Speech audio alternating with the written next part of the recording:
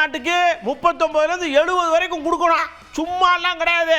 நீங்க வாட்டுக்கு ஏதாவது பேசிட்டு இருந்தீங்கன்னா அப்புறம் நான் வந்து ராயபுரத்துல இருந்து பல்ட்டி அடிப்பேன் அப்படிங்கிறலாம்.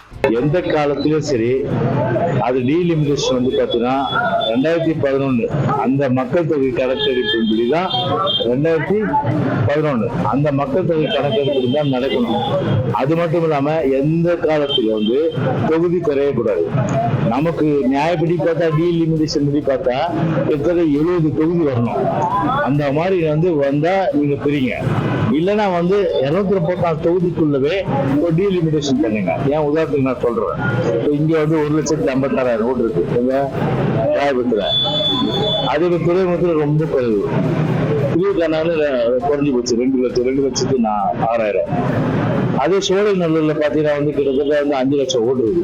ஸோ அந்த மாதிரி இல்லாம 234 ஒரு அலைன்மெண்ட் ஒரு சீரா அமைச்சு ஒவ்வொரு தொகுதியிலையும் வந்து அதை வந்து ஆவரேஜ் பண்ணி ஈக்குவலா பண்ணா அது ஆனா அது 234 பண்ணும்போது இந்தியா ஃபுல்லா பாத்தீங்கன்னா தொகுதிகள் மாறக்கூடாது. சரிங்களா? அதுதான் அப்படி வந்து டீலிமிட்டேஷன் பண்ணோம்னா நமக்கு வந்து 65 தொகுதி 70 தொகுதி வரணும்.